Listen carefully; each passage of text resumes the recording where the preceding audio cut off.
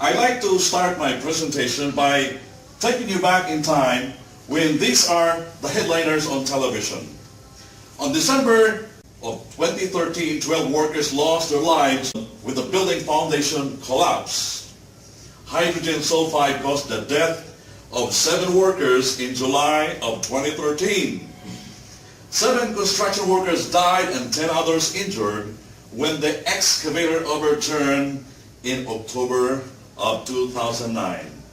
These fatalities have one thing in common, one common denominator. They all died in the activity called excavation. What makes excavation risky and dangerous? By the end of this presentation, you will be able to learn how to work safely in the activity known as excavation. You will be able to identify the hazards and present control measures to make the site safer to your workers. You will also learn some legislations. You will be a competent person when it comes to supervising the activities. Now, let's define the terms, because it's hard if we keep on saying and keep on repeating and we don't understand the meaning. So let's learn these terms religiously and by heart so that we will be able to use and understand it fully. Excavation is any person or man-made cut, trench or depression in the earth's ground or surface, or the removal of that certain layer of the ground. That's one term that we should learn. Second, trench. Trench is a narrow excavation with its depth greater than its width, but the width should not be greater than 15 feet, measuring from the bottom. Sloping. If you watch excavation like from Dubai to FUJAIRAH, there are a lot of excavations that you can see. A technique that employs a specific angle of incline on the sides of excavation. The angle will vary on the type of soil. Shoring. Shoring is a structure that will support the side of the excavation. If you notice that there are woods or pile, or depending on the materials that the contractor are using, designed to prevent cave-ins. This structure can be made of timber or mechanical or even hydraulic. Shield. It is a protective structure used in excavation to withstand a cave-in and protect workers as well. Benching is the process of stepping off the earthen walls of an excavation to protect workers again of cave-in. Cave-in, it is the separation of the mass of soil. You know, if you notice there are excavation, you can see both sides. Now, when both sides will collapse, that's what we call cave-in. And if you are working down there and the mass of soil will cover you, that means if you can survive, you will be included in the fatality rate of the excavation as a very hazardous activity. A competent person. Anybody can be a competent person depending on how willing you are to be trained, to learn the skills in order to make you as a competent person. It's actually a combination of knowledge, ability, training, and experience. Remember, this competent person will determine the fate of the worker, because you will be supervising the entire operation. Now, let's identify the duties of the competent person so that you will know that it's not actually easy to be a competent person in the first place.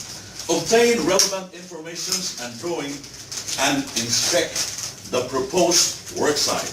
Second, determine if the excavation and its protective system must be designed by an engineer, especially if the class of soil is Class C, then you need to have an expert advice on what particular protective system you're going to use. Contact all utilities company affected by the work and identify existing services. Now, if there are power lines affected by your excavation, you should know, or you should inform the people who are part of the system so that they can even apply a lockout and tag out procedure, especially when you start excavating.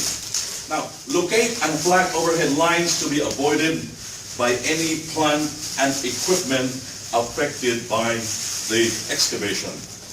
Discuss the emergency and rescue plan to all so that you will know what are the things that you should do in case untoward incident will happen, just in case an emergency situation will happen. Arrange barricades and warning signage to be delivered on the site before the start of any excavation.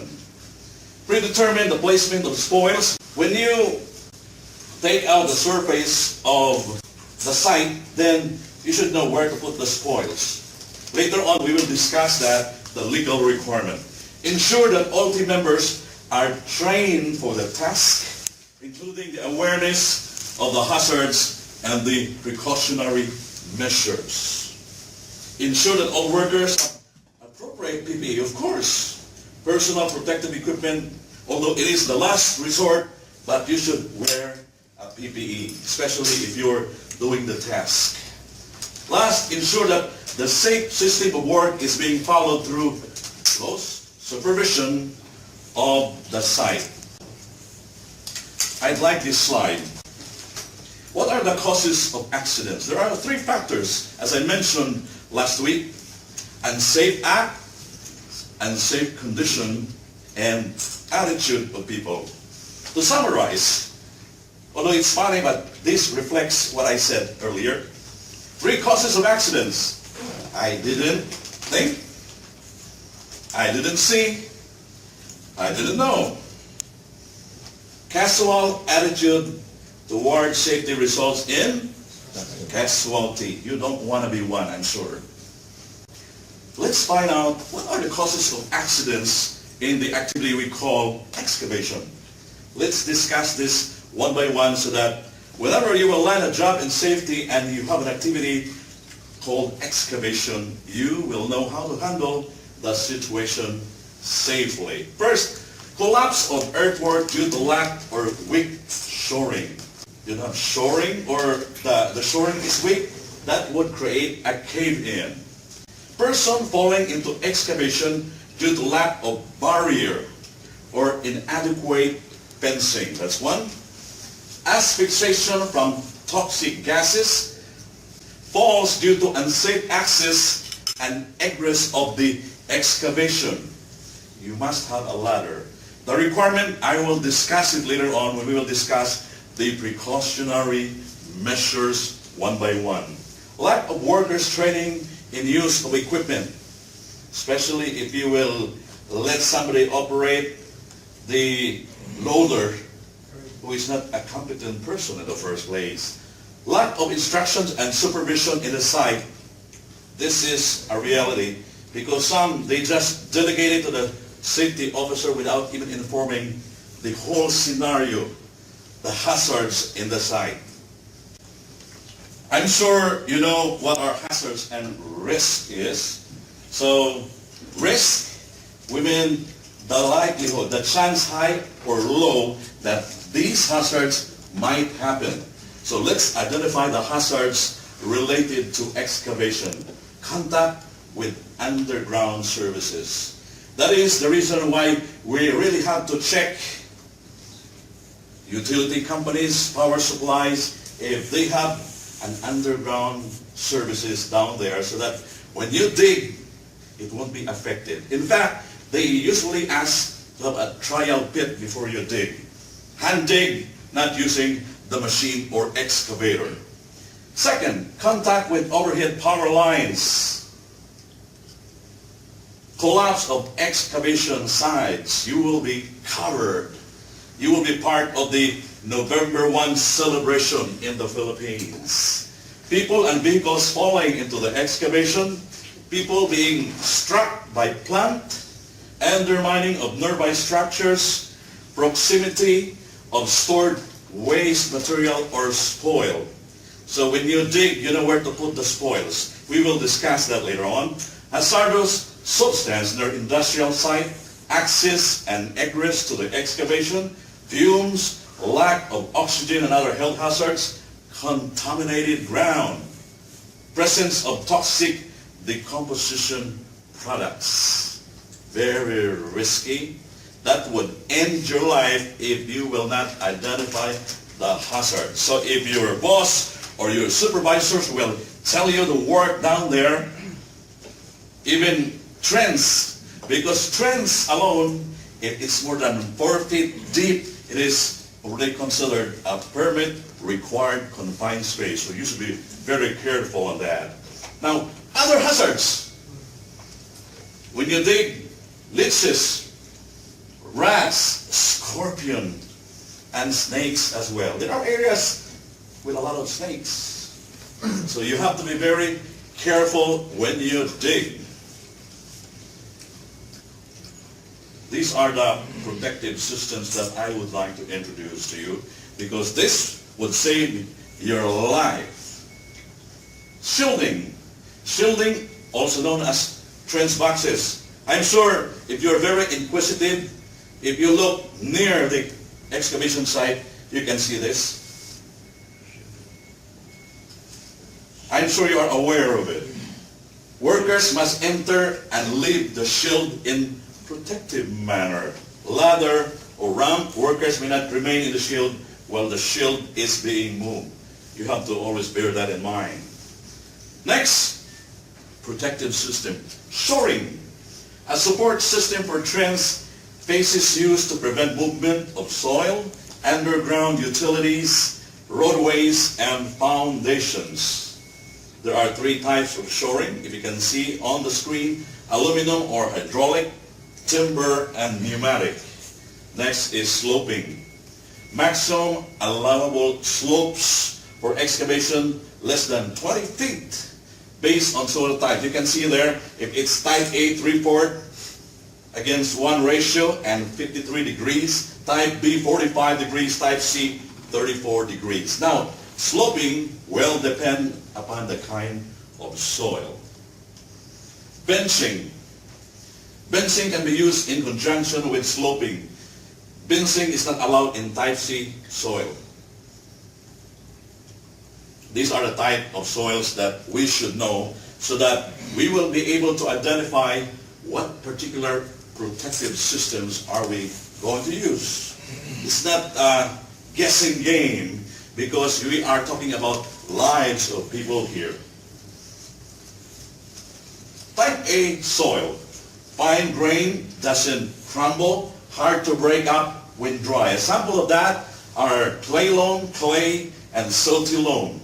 Type B, granular, coarse grains, little or no clay content. Crumbles easily when dry. A sample is the angular gravel. Next is the type C soil. The granular soil, very coarse, minimal cohesion. Example, sand, gravel, loamy sand, submerged soil, or soil with freely seeping water. Submerged rock that is not stable. A sample, sand, gravel, and loamy sand. These are the hierarchy of control measures that Brian mentioned earlier. So let's tackle the things that we can adopt to make the site a safer place to work.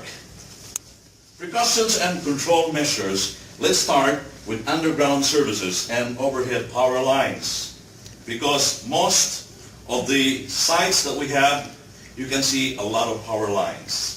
Contact the concerned agencies and get the relevant drawings and exact location. Look around for obvious signs of underground services or previous use of the land, because there, you can see that there are disturbances. Use locators to trace the services and mark the ground accordingly. erect goalposts and bunting if required, so that if you're using an equipment, you will know and advise the driver where to pass or which is the safer way to excavate. Next is maintain a safe distance away from the power line. Make sure 10 feet or 3 meters with the voltage of 50 kV.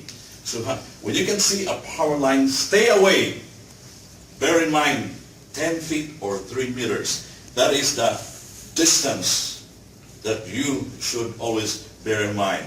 Stay away from the power lines. If possible, isolate the supply before working if you can advise the affected supply of energy or the utility company.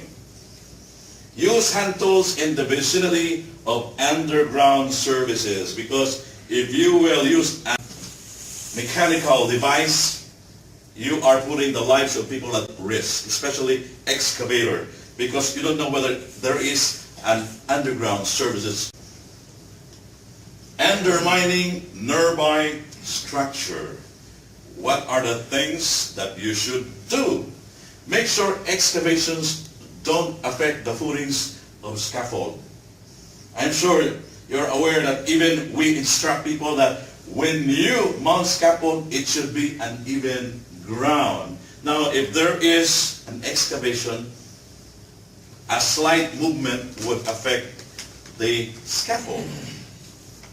Next is check if the structure needs temporary support before starting to dig. If there are nearby structure affected by the digging, you have to make sure that it's properly shored before you start to dig. Ask the advice of structural engineer to examine the area before you dig. You need to have an expert advice, not just a gut feel. Next is precautionary measures on people and vehicles falling into the excavation. To prevent people from falling, provide barriers like guardrails. Keep vehicles away from the excavation by mounting brightly colored barriers or stop blocks. Never allow people to work in the excavation while machinery is working. The top of the shield should extend at least 18 inches to avoid spoils from covering the excavation. So you have to make sure of that. There should be, like, even 3 feet is already okay to cover the top edge of the excavation. Next, precautions for people being struck by plant. This is very important, because especially if your site is very busy with a lot of workers, it's going to happen if you won't take care of that. Keep worker away from moving plant like excavator. Workers should be out of reach by the bucket. Plant operators should be competent, meaning you have to check whether he is certified by a third party. If he's not competent, don't let him drive. Mobile plant equipment such as articulated dump truck must be fitted with auxiliary visibility aids so that people can see. Segregation of people from vehicle by the use of fencing or barrier.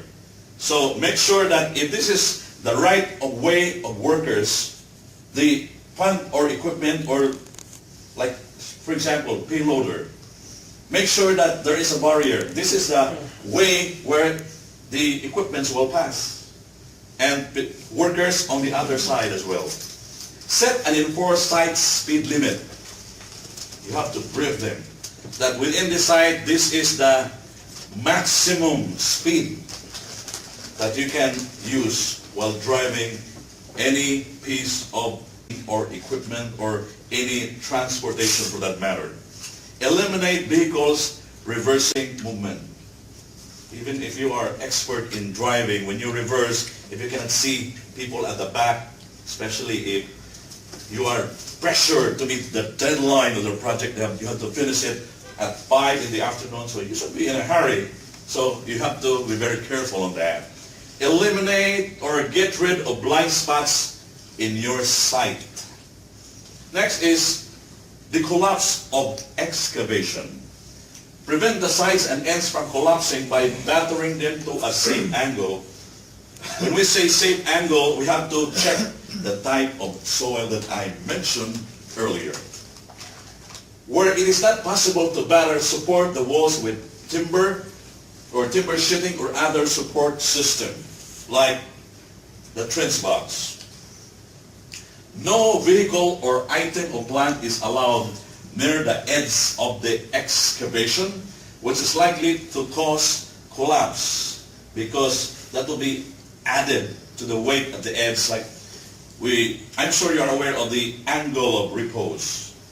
Next is never work outside the protection of trench box or trench support. So stay inside the trench box for you to be well protected against collapse, just in case. Never store heavy spoils near the edge of the excavation. In fact, it's a requirement 2 feet away from the edge, put the spoils, because that would provide you a safer angle to store the spoils there. Materials falling into excavation. Don't store materials close to the side, as I mentioned, at least 2 feet away from the edge. Provide 2 boards at the ends of the excavation to protect against falling materials, especially the smaller tools. Workers should wear a hard hat when working underground. I'm sure there are sites that you can see workers are not even wearing PPEs like hard hat, especially if no budget from the management. But they don't realize it. They will only realize the importance of safety when there is an accident. The blood money alone, that's a huge figure. In rock cut excavations where the rock is friable, netting shall be used. Next, access and egress to the excavation. There should be a ladder, and you have to make sure that on top you have 3 rungs or 3 feet at least. A stairway, ladder, or any safe means of egress must be located in the trenches that are more than 4 feet or more in depth and no more than 25 feet lateral travel for workers. That means that in every 25 feet, especially if the trench or the excavation is very long, every 25 feet there should be a ladder for access and egress purposes. Ladder should extend 3 feet above the excavation. I mentioned it earlier. Next is the influx of ground or surface water. Water is always there.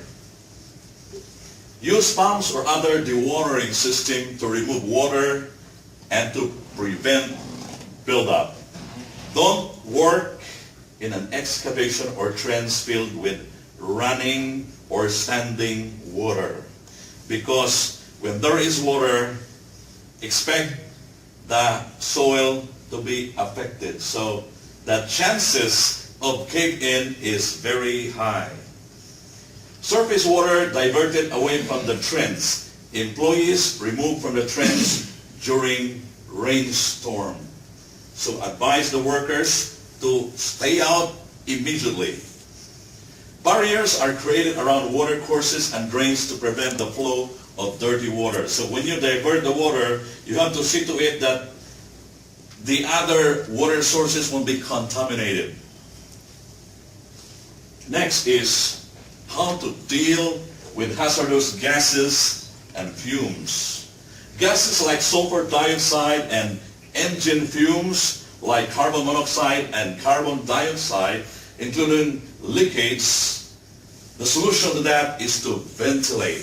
Mechanical ventilation is very useful in this case. Always check atmospheric condition and use gas monitors and ensure adequate ventilation. If you're not aware of it, asphyxiation is very risky. So you have to make sure that the oxygen level is between 19.5 to 23.5. Ensure familiarity with rescue and emergency procedures and wear the suitable PPE. Brian mentioned earlier that you should know what type of PPE is suitable for that particular purpose. When to expect an excavation? Prior to start of work, as needed throughout the shift, after every rainstorm, after any occurrence that increases hazards to workers, and after any damage to support work. Hazards, you have to make sure that you can get rid of it so you can reduce the risk to as low as reasonably practicable. Now, let's have an exercise just to check if we are learning something of the discussion. Okay, what's wrong with that excavation or trench? No barrier? Okay, what else? What about the spoils? The spoil is very near. Okay. 2 feet. 2 feet. Oh, we are learning. Next. What about that? The support. No access and egress? Shielding problem? Shielding, adequate shielding. Okay, no barriers? No barriers. The drunkard would end his life if he's going to pass on that walkway there. What about this? Using PPE. No PPE? Okay. What about the shoes? No slipper, no shoes? And the spoils as well? Okay. So we can see that this is a very risky situation, right? Helmet. Okay, helmet. See, we are learning. What about that?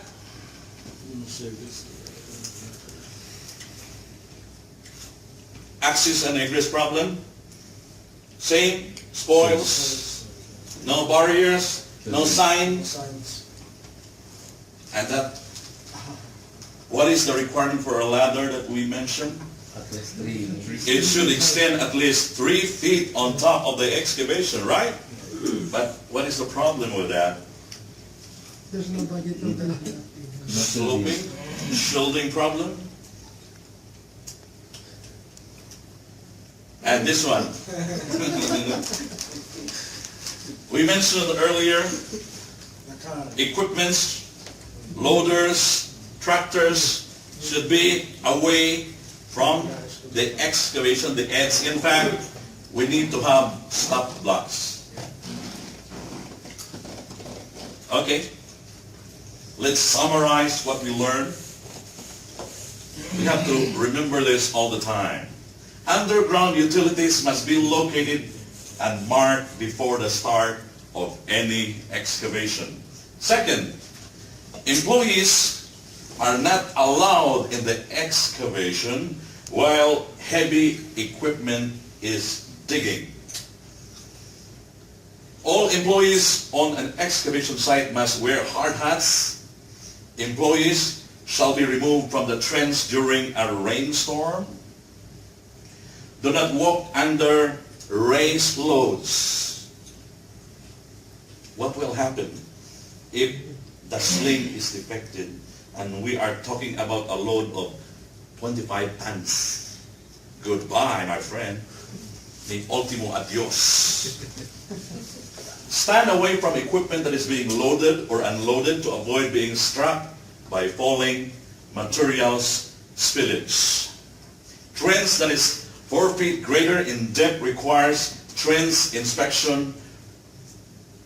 That's why it is considered a permit required confined space. So you have to have the permit to work system signed by a competent person there. All excavation or trenches should be properly sloped.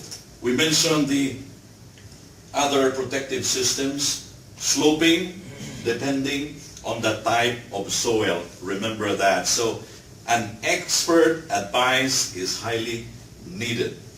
All excavations or trenches 20 feet deep or greater must have a protective system designed by a registered engineer. Any questions so far? Are we learning something out of Yes. our presentation? Do you think you will be able to identify the hazards? And say no to your supervisor if he will say, oh, I want you there down the excavation. Say no. If you think your lives are in danger, say no. So since we don't have questions anymore, I'd like to end my presentation by saying thank you.